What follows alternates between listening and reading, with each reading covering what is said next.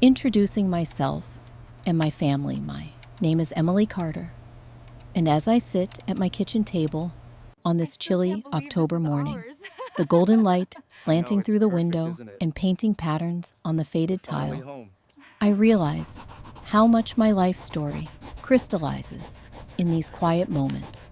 I'm 39 now, though sometimes, when the house is silent and memories creep in, I feel decades older. My life has been shaped by both joy and loss, and if you'd met me 15 years ago, you might not recognize the woman I am today. Back then, I was fresh out of college, a newlywed, living in the heart of Jersey suburbia, Fairfield to be exact, where the streets are lined with old maples, kids' bikes abandoned on front lawns, and there's just enough distance from the bustle of New York City to feel rooted, but never too isolated. I met my husband, Daniel, during my senior year at Rutgers. He was witty and charming, with a head full of unruly curls and eyes as bright as spring water. We fell in love over late-night study sessions and endless cups of diner coffee. Marrying Daniel felt like the easiest, most natural decision I'd ever made. After our wedding, we bought a modest, two-story brick house at the end of a peaceful cul-de-sac. I took a job as an elementary school librarian, while Daniel worked in a local architecture firm, always coming home with hands covered in graphite, sketches spilling out of his leather portfolio. We dreamed about the future, weekend road trips upstate, maybe a cabin near the Adirondacks, and, when we felt truly ready, children. Our dream of having a family came true sooner than we expected, when I discovered I was pregnant with Lily. The day we brought her home, wrapped in a yellow crochet blanket knitted by her grandmother, we became a little family unit, a trio against the world. Lily was a placid baby, content to stare up at the ceiling fan, her tiny fingers curling around Daniel's much larger ones, while he hummed Beatles songs. Daniel's family lived nearby, only a 10-minute drive away. And though we often spent Sundays having dinner together, there was always a subtle undercurrent, an expectation, perhaps, from his older brother Mark, or a note of judgment in my mother-in-law Evelyn's voice. Still, we tried to keep things peaceful, especially for Lily's sake. When Daniel passed away, my world narrowed to my daughter and me. Suddenly, every decision and every sacrifice was solely mine to make. I became both protector and provider, working long hours at the library and budgeting every penny to make ends meet. Through the hardship, Lily has always been my anchor. She has her father's intuition and my stubborn streak, a combination that, over the years, has been both a blessing and a challenge. Our life isn't glamorous, but it's filled with small routines. Homemade pancakes on Saturdays, reading together most nights, visiting the park even when the air bites with cold. There's comfort in these familiar things. They keep me grounded as I look at Lily now, 14 years old, curious and strong. I see hope, resilience, and the very best parts of Daniel shining through her. It's for her that I find the courage to face the past and finally seek out the truth that's haunted our lives for so long. The family tragedy, grief, when it first arrived on our doorstep, didn't feel like a storm. It was quieter, an eerie hush that settled over every room of our home, lingering in the corners long after the phone calls died down and casseroles stopped arriving. I remember it all with painful clarity, though part of me wishes I could forget. It was the winter Daniel died, the sort that coats the world in ice and turns every familiar sidewalk treacherous.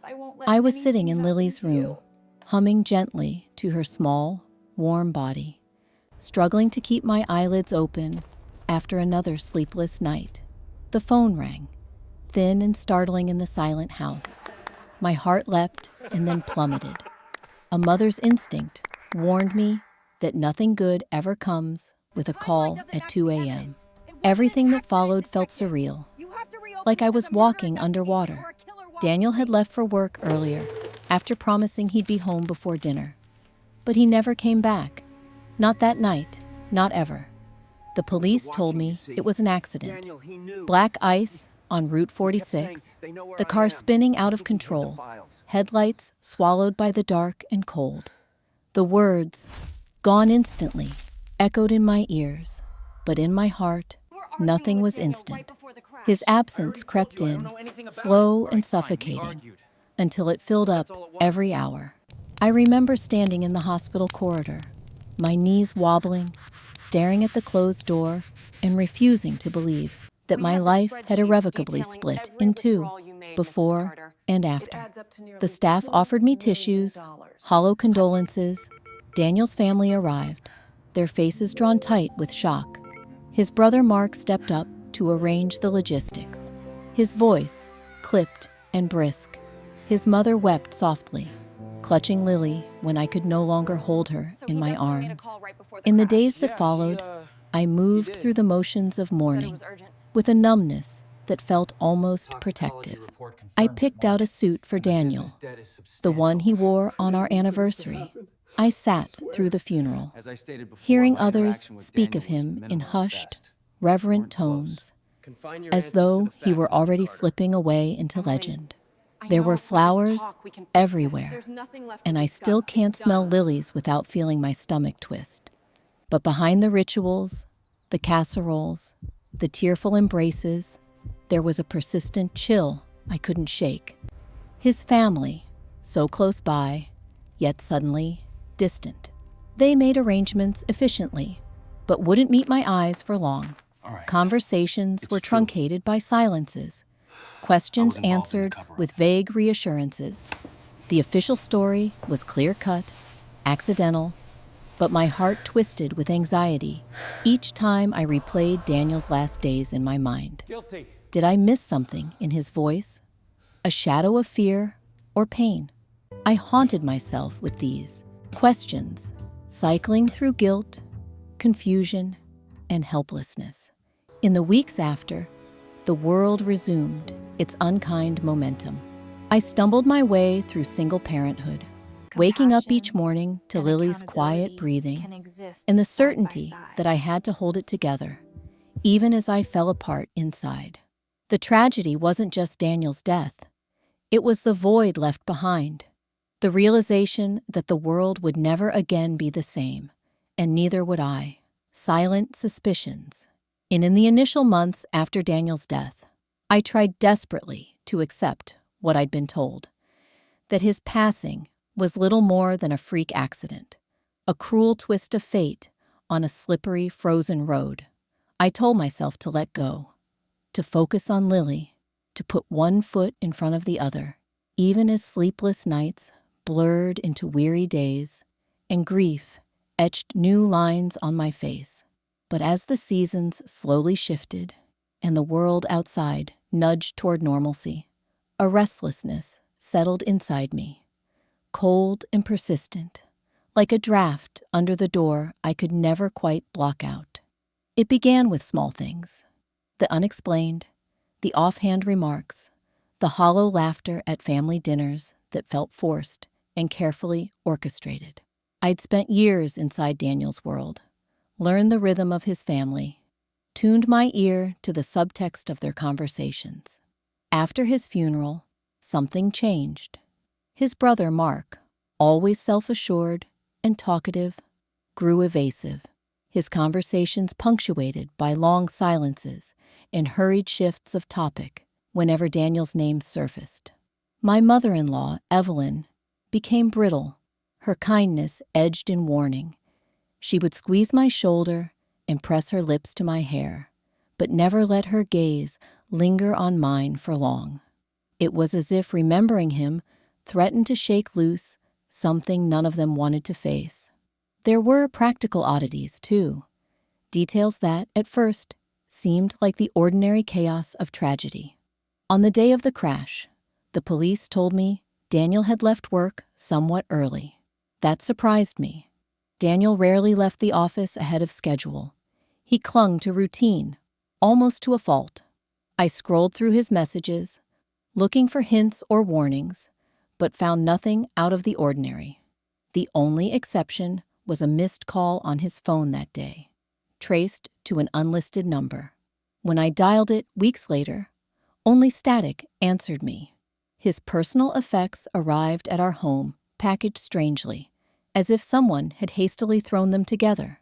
His wallet, his watch, a few scattered receipts. As I combed through them, I realized his wedding band was missing. No one could tell me where it had gone, and the hospital staff acted like my question was easily brushed aside. Was it lost in the accident? Was it taken off for a medical procedure and misplaced? I hated myself for caring about something so small. But those details haunted me most late at night, when the house settled into silence. Worse were the conversations in Daniel's family that tapered off when I entered the room. I would find Mark bent over the dining room table with Daniel's father, their voices low and urgent, ceasing entirely at the sound of my footsteps. They reassured me it was just bills, arrangements, nothing for me to worry about. Their protectiveness felt less like concern and more like a barricade. My questions, gentle at first, more insistent over time, were met with thin, pained smiles and an almost palpable reluctance to engage. For your own peace of mind, Emily, just try to move forward, Evelyn would say, brushing away my doubts with well-meaning hands. As the months wore on, my suspicions grew like weeds in a neglected garden. I replayed my last conversation with Daniel in my head 1,000 times, parsing every word, every hesitation. Had there really been a strain in his voice that morning? Had his embrace lingered a second longer than usual because he knew something I didn't? Or was I chasing ghosts, letting my sorrow twist reality into something conspiratorial? I tried to confide in friends, but most chalked it up to grief, offering gentle reassurances that sometimes life simply doesn't make sense. But their comfort only left me more isolated. There were other oddities.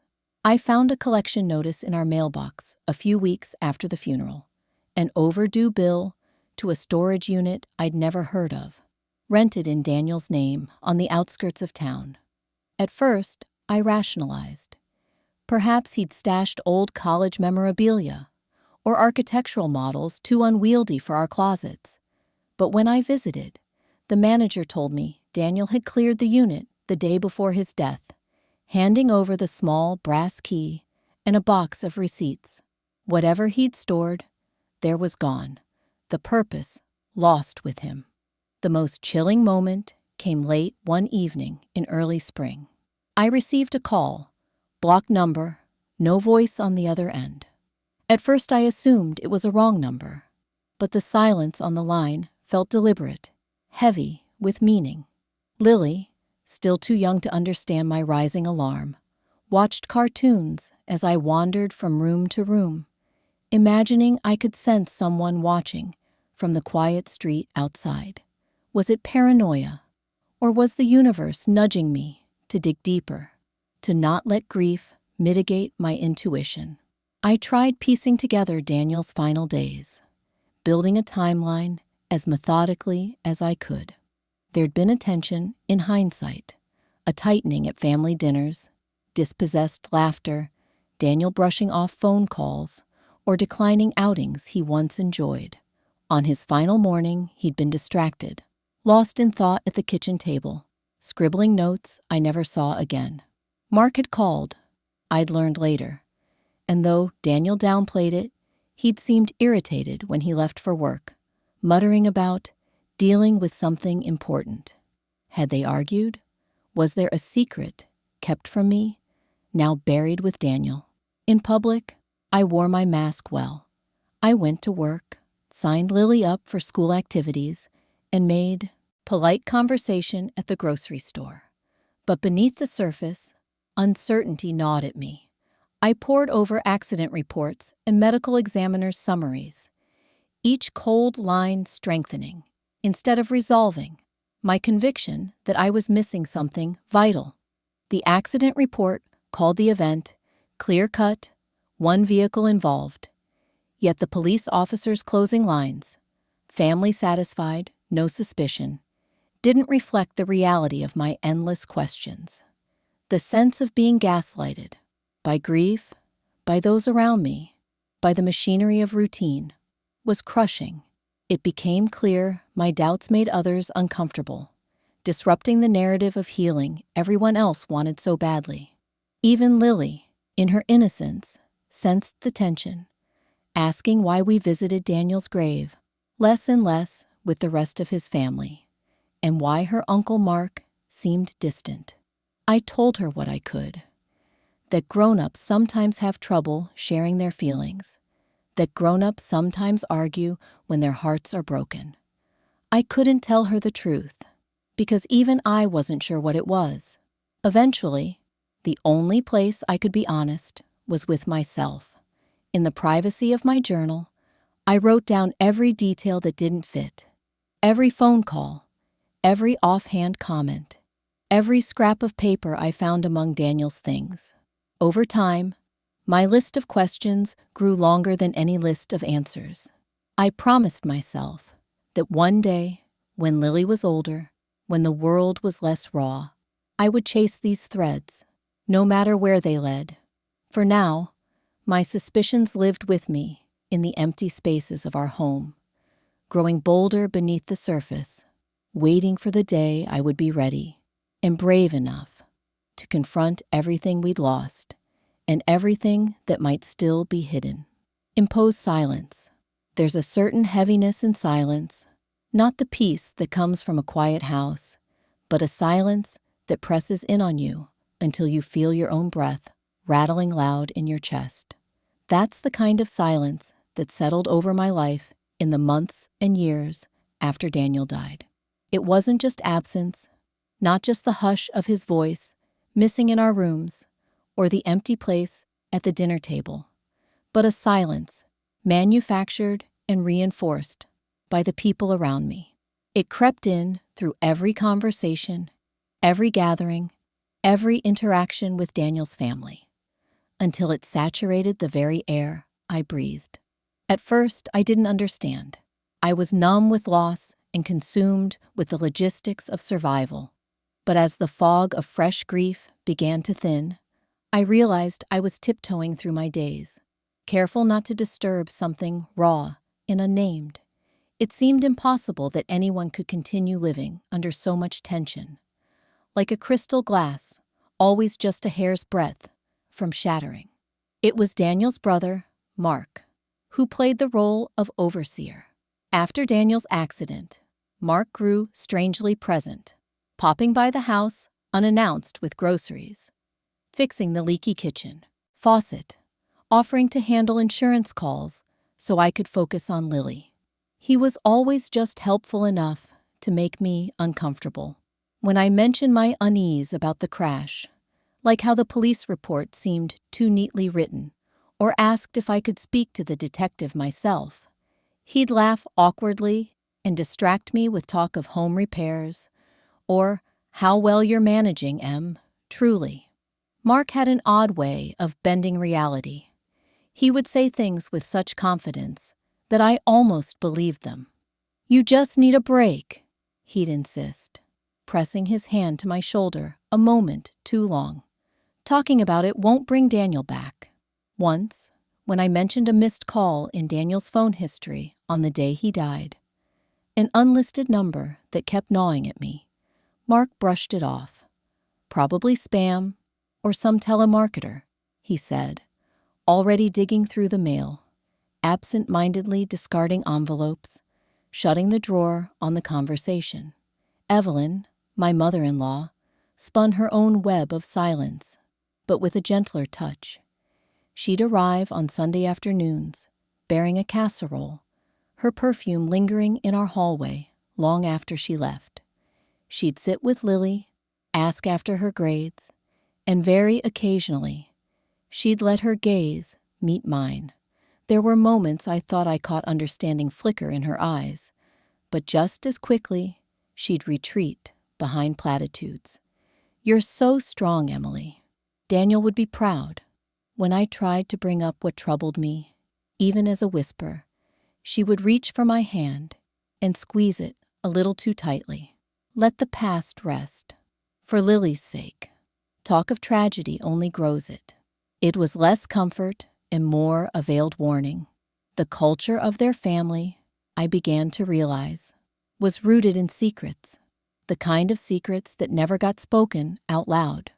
Perhaps it came from years of living close, of smoothing over old wounds and pretending at perfect holiday cards. Whatever the origin, I found myself cast in the role of interloper whenever I raised questions. If I pressed the subject, the air would turn brittle and hostile, conversations stopping mid-sentence. When my questions didn't die, my invitations to family events did. There was a Thanksgiving, 2 years after Daniel's death, that still burns in my memory. We'd gathered at Evelyn's house, the whole clan together, around her polished oak table. Mark carved the turkey, and Lily giggled with her cousin as they constructed castles out of mashed potatoes. The air buzzed with the clatter of silverware and the forced cheer of people pretending life had returned to normal. After dinner, when the kids scattered and dishes clinked in the kitchen, I tried again, gently, but with the clarity of conviction I'd grown in solitude. "I know you all want me to move on," I started, eyes fixed on my untouched slice of pumpkin pie. "But I can't ignore the sense that something's missing, that maybe we haven't asked enough about what really happened. That night, Daniel was so careful. I need to know more." A hush fell so powerful, it seemed to suck the oxygen from the room. Mark's face went rigid, eyes narrowing only briefly, before he smiled, a practiced, empty smile. Evelyn's hand fluttered over her necklace, throat working as she searched for words. It was Daniel's father who finally spoke, voice gravelly after his 3rd glass of whiskey. "Emily," he said, not quite looking at me, "you have Lily to think of. This won't help her. Some things, they just happen. None of us wanted it. But sometimes, for a family to move forward, you have to put the past behind." I looked around the table at these people, their faces shuttered, their bodies angled ever so slightly away from me. For the rest of that night, the only sound I heard in my mind was Daniel's laugh, clear, unguarded, gone. The weeks following, the chill only deepened. Calls from Mark were less frequent, but more pointed, as if checking to see whether compliance had taken root. "Let's not dredge this up every time we see each other," he'd say, voice tired, but there was steel beneath it. When I pushed back, asking why simple answers seemed so difficult for the family to produce, his responses darkened. "You're looking for things that aren't there, Emily. Don't destroy what's left." Even with friends, even with my own parents, who lived several states away, the pressure to move on shadowed every conversation. I tried, briefly, to reach out to Daniel's former co-worker when I ran into him at the grocery store. I broached the topic cautiously in the produce aisle, hoping for some hint that others shared my discomfort about the crash. He shifted uncomfortably from foot to foot, suddenly preoccupied by tomatoes. "Daniel was a great guy," he said, voice a murmur. "But this isn't something I should talk about. Mark already called and said the family wants privacy." In that moment, I understood clearly. This wasn't just my battle with grief, but a calculated effort to suppress all inquiry. I learned to measure my words, to weigh every question against the price of speaking it aloud. Silence became armor, sometimes at night, after Lily was asleep, I'd stand at our kitchen window, watching the empty, moonlit street, phone in my hand, and Daniel's unsent birthday texts pulled up on the screen. My fingers ached to dial the police station again, to ask about evidence or read the report once more. But the echo of Mark's voice, "Do you really want to reopen old wounds?" coiled tighter around my heart each time I tried.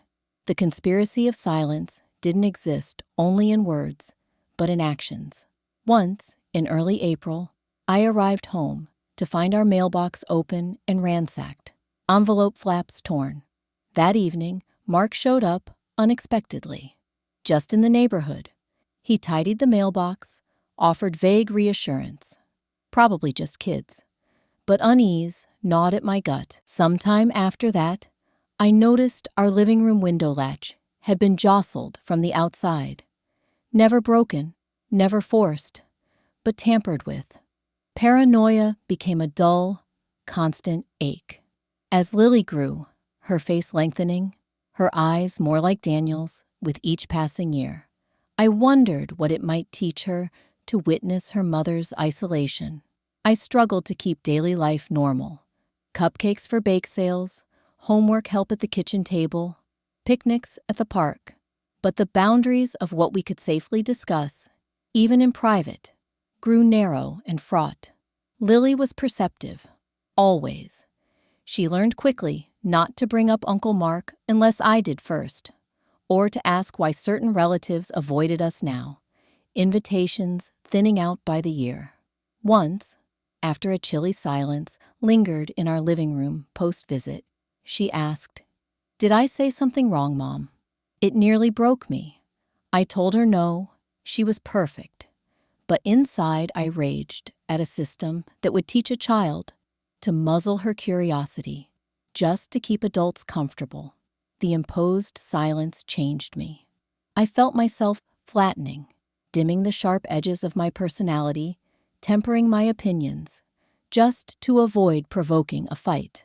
I became the model of discretion at the library, exchanging pleasantries, avoiding neighborhood gossip, never once venting the unbearable pressure growing inside me.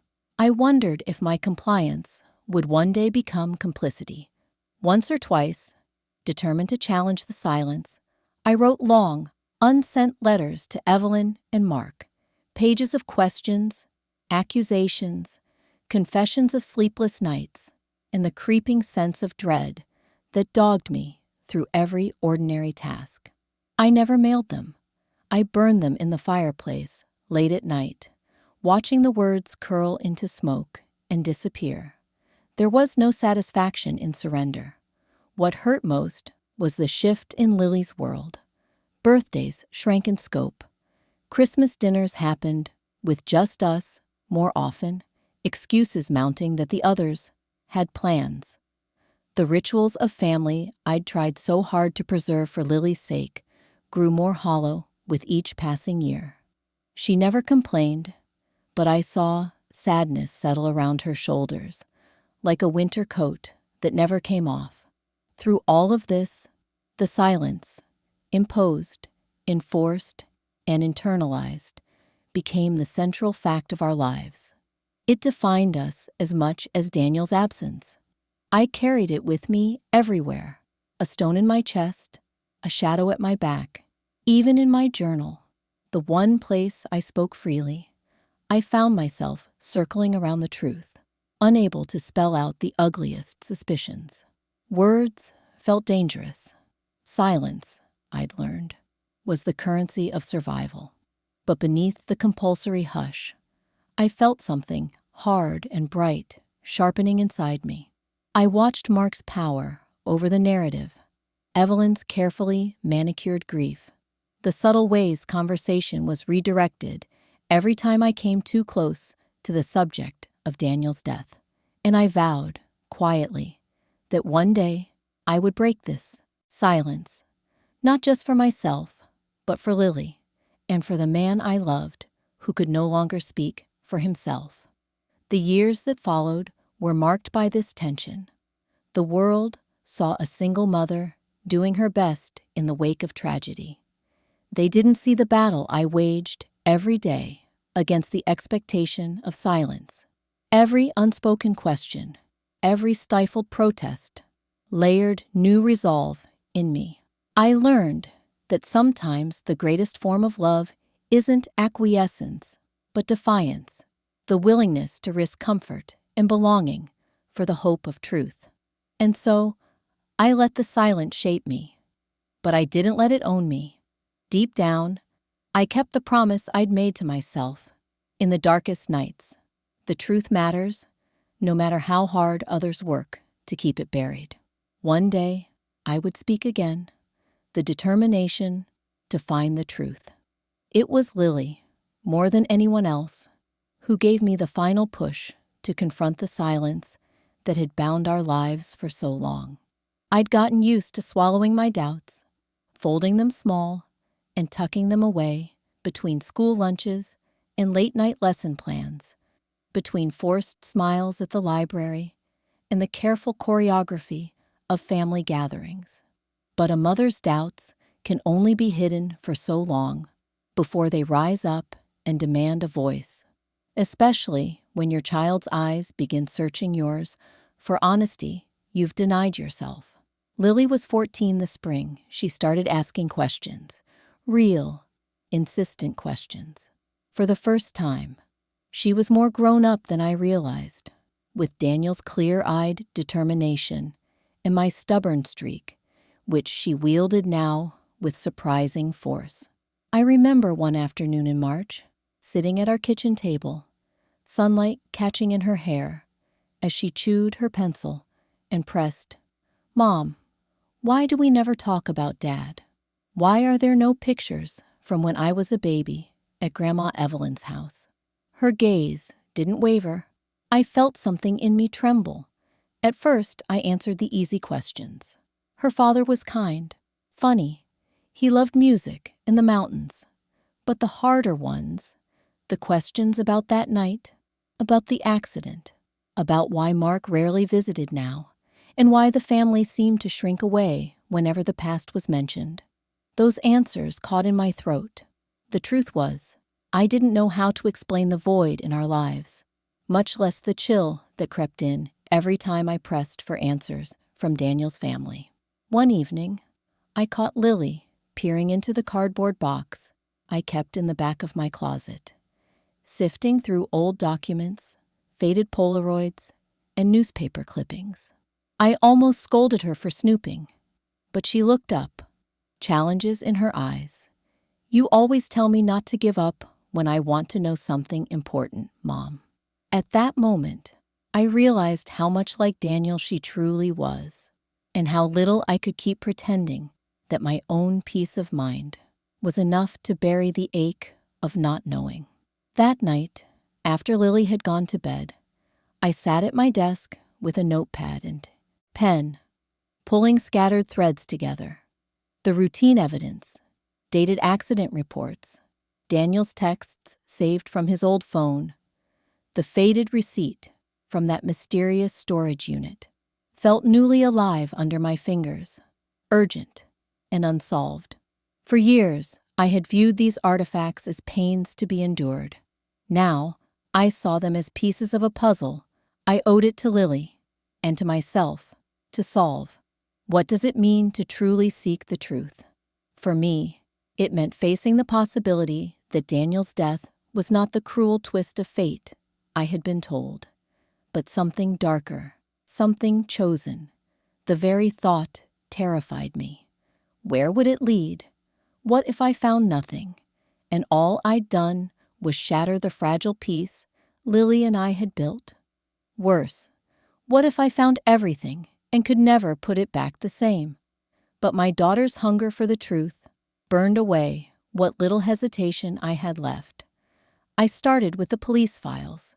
I'd requested the accident report within days of Daniel's death, but had never read it with a clear head.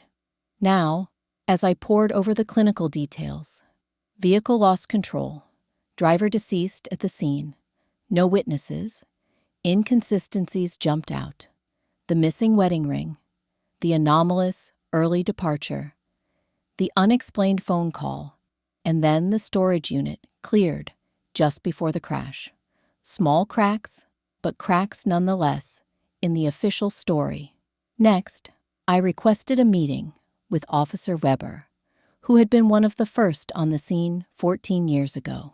It felt odd to ask for answers so many years after, but I explained that my daughter had questions, and I couldn't give her honest answers if I didn't have them myself. The precinct office had changed little. Same musty scent of old paper and burnt coffee. Officer Weber looked older, more tired, but his memories were surprisingly sharp. He remembered the weather, the curve in the road. When I asked pointedly about the investigation, his demeanor shifted. "We didn't see anything unusual," he said. But he wouldn't quite meet my eyes when pressed about the closed case. When I asked about Daniel's belongings, he repeated that everything had been cataloged, and if anything was missing, it must have been lost in the chaos. The phrase, both too neat and too familiar. Leaving the precinct, I found my pulse racing, a mixture of fear, guilt, and adrenaline. There were leads that felt possible, but everywhere I turned, the passage of time had erased or blurred evidence. And there was always that shadow of Mark, his insistence on handling the insurance, the way he intercepted conversations, the rumors he'd quietly quashed about the accident. Determined, I began digging deeper into the storage unit Daniel had used.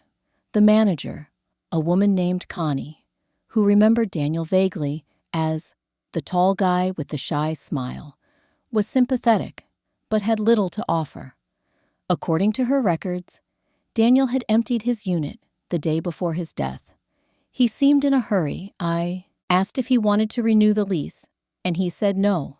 He was done with this part of his life, whatever that meant. No cameras pointed directly at his unit, and no one recalled who, if anyone, was with him that day. One night after Lily had fallen asleep, I worked late into the evening, making lists and timelines, pulling out Daniel's year-old emails, comparing them to the weeks before his accident. I noticed he had called Mark several times, far more than usual in the days before the crash. The next day, I tried calling Mark, hoping to catch him off guard. He was polite, guarded, but when I mentioned the storage unit, there was a long silence before he replied, "That doesn't mean anything, Emily. You're reading too much into things." When I pressed, he grew irritated, closing our conversation coldly. "It's been 14 years. You're only going to hurt yourself digging into the past." His words only fueled my resolve. I was tired of being told what to think, what to feel, what to let go. Still, there were moments I doubted myself. Was I projecting my own inability to move on? Was Lily right to want answers? Or was I dragging her into pain she could avoid? But the more I untangled the threads, the less I could convince myself this was just the wishful thinking of a grieving wife. I decided to reach out to Daniel's old co-workers, unsure of what reception I'd get. I met with Rachel, who ran the front desk at the architecture firm where Daniel had worked. She said Daniel had seemed distant the month before his death, quieter, more hurried, sometimes tense after calls with Mark. When I mentioned the storage unit, her brow furrowed. "I remember you coming by the office that day." Daniel had gone out early. There was something in his expression, like he was carrying a secret. I assumed you two were having a fight, but maybe it was something else. A mixture of frustration and anticipation kept me up at night. I began to journal the investigation, documenting every conversation, every slip of the tongue, every contradictory piece of evidence. Lily joined in quietly, at first just asking questions, then offering to help. She found a box of Daniel's old sketchbooks in the attic, some torn, some water-stained, all filled with designs and notes. On one page, in Daniel's looping script was a single line. Sometimes what you leave behind isn't lost. It just takes the right person to find it. One stormy night, emboldened by the slow but steady pace of the investigation, I returned to the crash site. The curve on Route 46 was as sharp as ever, ominous, with the memory of loss. I parked the car and let the rain beat down on the roof, picturing Daniel there, headlights blurred by sleet. I realized then how little sense it made for him to be driving that late, that direction. He hadn't mentioned any project or client on that side of town. I made notes, snapped photos, retraced steps. My persistence began to show cracks in the family's silence, too. When I confronted Evelyn, she dissolved into tears, torn between loyalty to her remaining son and the weight of years of repression. She admitted, finally, that Mark and Daniel had argued in the days before the accident. She had never asked why. "Not my place, Emily. It's just families fight. I thought they'd make up. I only wanted peace for you and Lily." Her confession was small, but monumental, finally affirming that I wasn't imagining things. At home, Lily and I grew closer, both excited and scared by every new discovery. Our investigation became a shared act of love for Daniel, proof that his life and death mattered, that he wasn't abandoned to the silence that others would have preferred. I let Lily see my frustration and tears, my doubts, and my hope. She saw her mother not just as a guardian, but as a person desperately trying to do right by her child and her lost love. The process was exhausting, intrusive, and at times harrowing. I faced cold indifference from the police, denials and hostility from Mark, and my own family's concern that I was living in the past. But somewhere between the dead ends and the breakthroughs, I stopped feeling ashamed. My quest for truth became an act of reclamation, of myself, of Daniel, and of the future I wanted for Lily. The moment I realized I couldn't go back, that the only way out was through, was when Lily appeared in my doorway one evening, tears in her eyes, asking, "Are you afraid someone will be angry if we don't stay quiet?" I hugged her then, fiercely, and promised, "If telling the truth makes people uncomfortable, that's their problem. We owe your father and ourselves more than silence." Looking back, my determination to find the truth feels inevitable. Love, I've learned, is fierce and stubborn. It refuses to be boxed up for the convenience of those who fear what the truth might reveal. For Lily, for Daniel, and even for my own battered heart, I wasn't going to stop, no matter how deep the silence or how dangerous the secrets waiting in the dark. The confrontation and the truth revealed. The closer I came to the heart of Daniel's death, the more treacherous the ground beneath my feet felt. The puzzle pieces had haunted me for years, shifting in and out of focus, but I could no longer ignore how they fit together.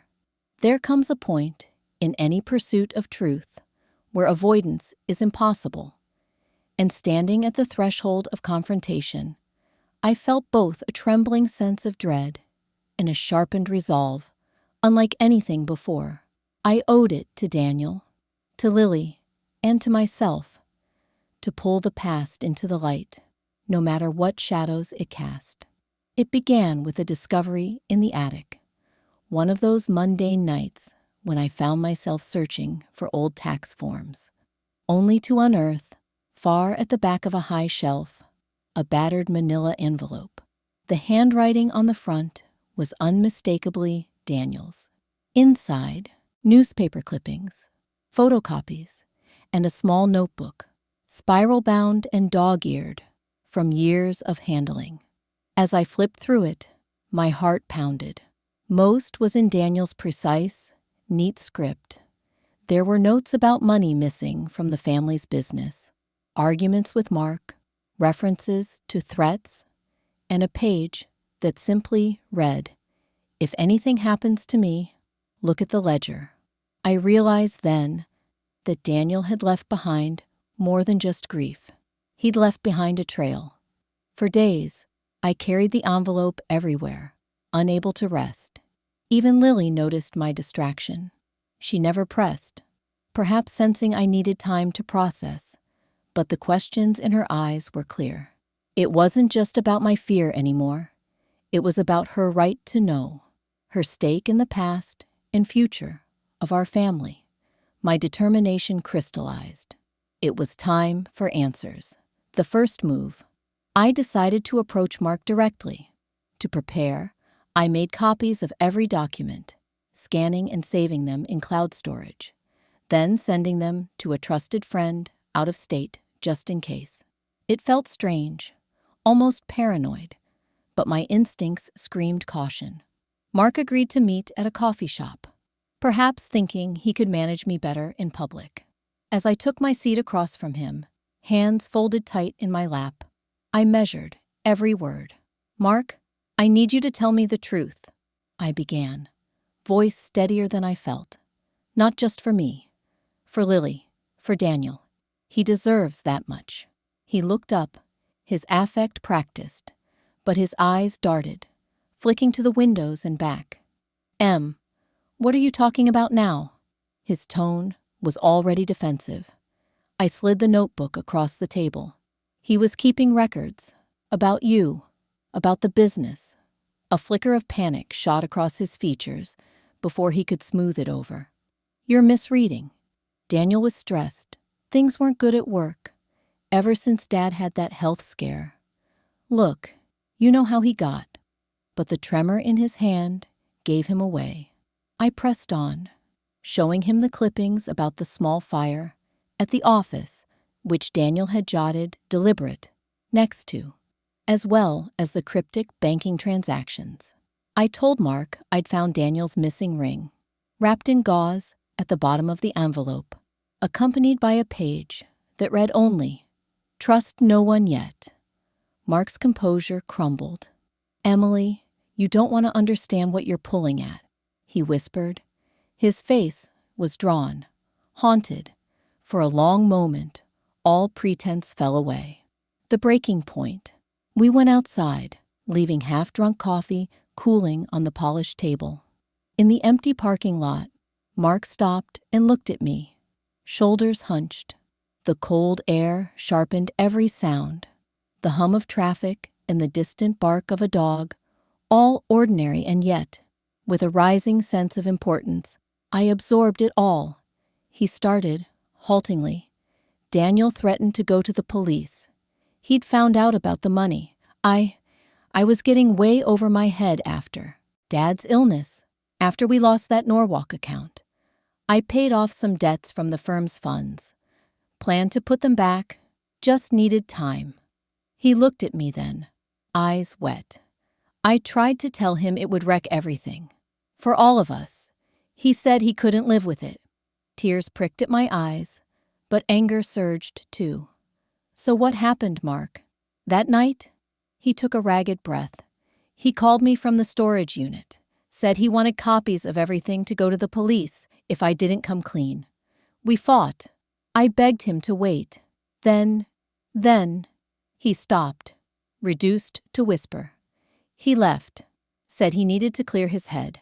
I followed him. We argued again on the side of Route 46. He said he was done protecting me, done protecting the family from itself. I tried to stop him getting back in the car. I pushed him. He lost his balance, hit his head on the car door. For a second, I thought he was just dazed. Mark was shaking now, as was I. I panicked. He was slipping on the ice. I tried to catch him, but the car was already rolling. The story spilled out in jagged bursts. Mark hadn't planned murder, but panic and selfishness fueled an irreversible accident. In the chaos, he'd hidden evidence, staged the scene with police, and maneuvered the family to close ranks. I thought if we just sealed it all away, we could keep the pain out. I was wrong. I'm sorry, Em. I'm so sorry. Coming clean. I wanted to hate him, to scream, to hurl the coffee cup at his face, but my entire being felt drained, reduced to exhausted shivers. You could have told us. You could have made this right at any time. I managed, voice hollow. He shook his head, tears streaming. You don't know what a coward I've been. I told myself it was for Mom, for the firm, for you and Lily. But it was always about me. I left him there, numb. By the time I got home, shock had given way to an icy calm. I called the detective who'd once handled Daniel's case, the same one who'd seemed so reluctant to reopen it. When she heard what I'd found, and when I offered Daniel's notes, everything changed. Suddenly, what had seemed settled was tumultuous and filled with possibility again. There were interviews, official statements. Mark, perhaps relieved to finally be rid of his secret, confessed. The authorities reopened every file, cross-referenced the bank records, pieced together the office's financial timeline. For weeks, my life filled with court dates, lawyer meetings, and endless paperwork. Ripples through the family. The truth swept through Daniel's family like a bitter wind. Evelyn, devastated, took to her bed for a week. He was always so angry that Daniel was better than him at everything. She wept one afternoon when I checked in on her. But I thought brothers fought and forgave. I never imagined it could end like this. The family splintered further. Old wounds that had long been glossed over, now impossible to ignore. Mark's arrest meant the end of the family business. Lily's cousins were kept away, their parents scattering for damage control, desperate to insulate themselves. For Lily and me, the effect was painful but oddly freeing. The weight we'd both carried, unspoken doubts, uneasy silences, lifted gradually. I told Lily everything, careful to use the words she needed, not just the words that let me escape guilt. Some people make terrible mistakes and try to hide them because they're afraid, I said one night, holding her as she sobbed. But what Dad did, leaving the truth for us, means he trusted we'd have the courage to find it. Facing the consequences, testifying in court was surreal. Faces I'd known forever now turned away as I took the stand. The press, hungry for drama, painted our lives in blaring headlines, in speculative columns. Through it all, I never let go of Lily's hand. We were a unit, come what may. Some nights, I sat in Daniel's old reading chair, the light dim, the house nearly silent, and tried to summon his presence, to tell him I'd done what I could. I'd honored his memory, even if the answer left scars. After the sentencing, the detective told me, "You did the impossible, Emily. Most people never get past a family's defenses. They would have let the lie hold everything in place. You broke the cycle." Those words meant more to me than any hollow comfort ever had. The ending was not neat. Evelyn moved to live with her sister. The family home was sold.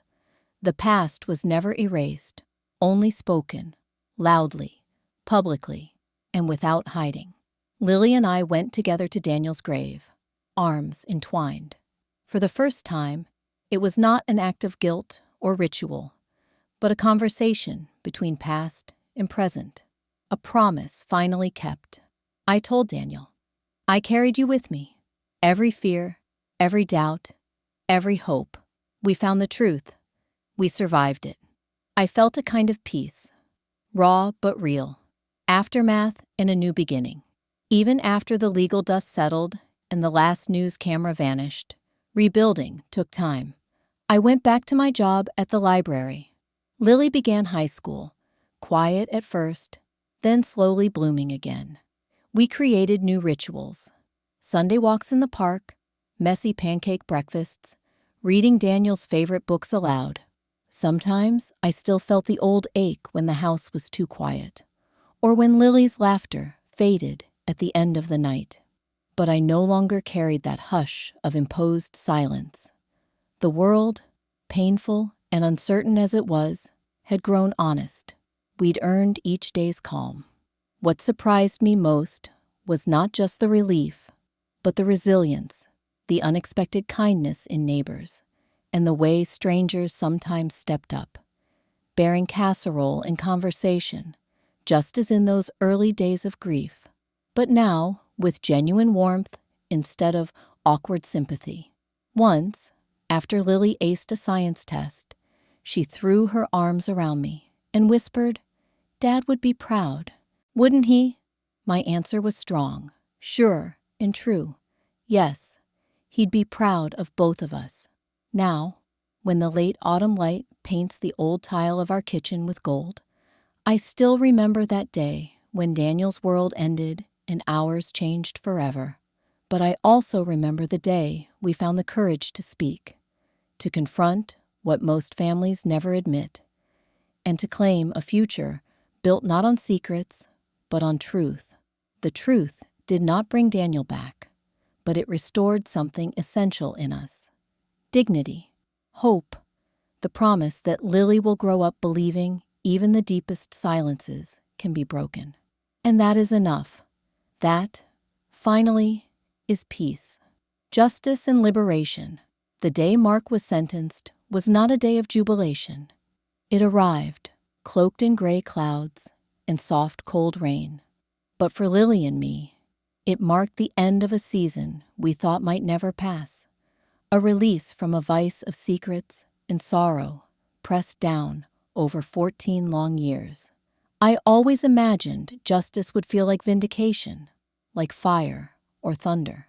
Instead, it was almost quiet, a fatigue-laced sense of completion, as though a massive weight I'd grown used to carrying had finally been lifted, leaving me hesitant and unsteady, but light for the first time. We sat together in the courthouse, Lily's hand in mine, as Mark's sentence was read aloud. His head was bowed, his voice thin and regretful. I looked at him, my daughter's uncle, Daniel's brother, the man who'd woven this tragedy together from fear, pride, and panic. I felt sorrow, anger, and, unexpectedly, a measure of pity. There are some wounds that calcify into cruelty, and some, like Mark's, that never stopped being raw with shame. Justice, in this room, was not only for Daniel, it was for everyone who'd lived beneath the shadow of his silence. Afterward, the courthouse emptied, friends and distant relatives slipping away into the wet parking lot with glances or muttered comforts. Lily and I paused in the hallway, feeling the peculiar hollowness of endings. All at once, I broke down, huge, shaking sobs that startled us both. Lily hugged me fiercely. "We're free, Mom," she whispered. "You did it. We did it." Those words echoed for months. Freedom, in the way a deep wound is finally exposed to air. Freedom, not from the past, but from the obligation to live someone else's version of it. Restoring the balance.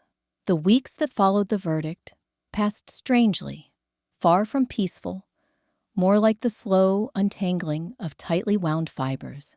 There were legalities, statements to be signed, insurance issues to resolve, the painful cataloging of what was left of the family business. Evelyn moved into a smaller apartment across town, her spirit diminished, her life a patchwork of anxious apologies and long silences. We did not estrange ourselves from her, but our relationship changed. Sympathy replaced intimacy. Honesty replaced habit. I bore the brunt of public attention for a while, recognized at the library or supermarket by gestures, a touch too compassionate, or eyes that darted away as I passed. I learned to distinguish genuine empathy from morbid curiosity. There were rumors, gossip, theories. I could have resented those moments. But with the truth finally spoken, nothing needled me as it once would have. For the first time since Daniel's death, I walked through my days without the secret dread of what might surface if someone asked the wrong question. At school, Lily struggled initially. Her classmates' parents talked, and she overheard stray comments that stung. But she surprised me, just as she always has, by finding her own voice. She joined the debate team, channeling her sharpness and new confidence into arguments about justice and ethics. Her teachers stopping me in the hallway to remark on her strength. I saw Daniel's presence in her then. The way she tackled discomfort directly. The fierce way she refused to let shame define her. Redefining home. Our little brick house seemed transformed after the trial. Where once its corners had crouched with unspoken questions, now light tumbled freely in. Morning rays over the kitchen counter. Laughter at our cluttered dining table. The warmth of music played on Daniel's old stereo. I invited friends over for the first time in years, not just to mark birthdays or holidays, but simply to celebrate an ordinary Sunday. We made pancakes and burned half of them. We planted tulip bulbs in the front yard, hopeful for their impossible return each spring. I also reconnected with people I distanced myself from during my long years of withdrawal. Old colleagues from the library, neighbors, even my own sister, who lived in Boston and had always offered her help, but whom I'd kept at arm's length out of pride or exhaustion.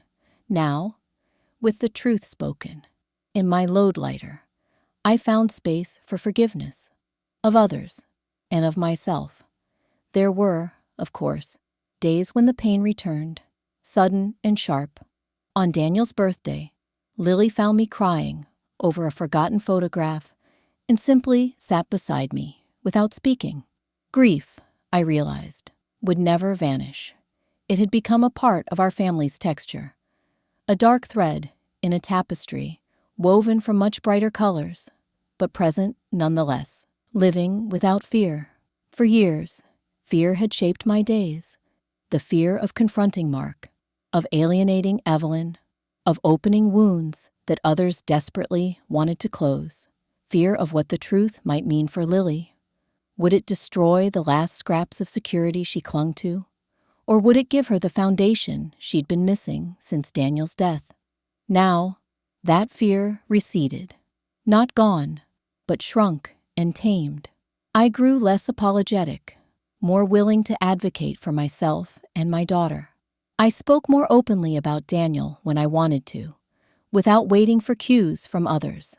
I donated his clothes that had hung untouched in the closet for too long, but kept a few of his books, tattered, margin-noted, irreplaceable, for Lily and I to read whenever we wanted to feel close to him.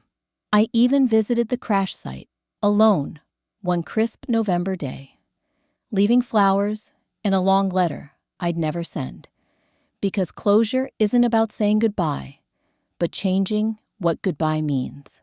Daniel's memory lived in me, not as a question mark, but as evidence of courage. He'd left the clues I needed, trusting someday I'd have the strength to piece them together. Healing. Together, Lily and I made deliberate choices about how we would heal, refusing to become martyrs to the past. We attended counseling, sometimes together, sometimes separately. Therapy helped us uncouple our identities from victimhood.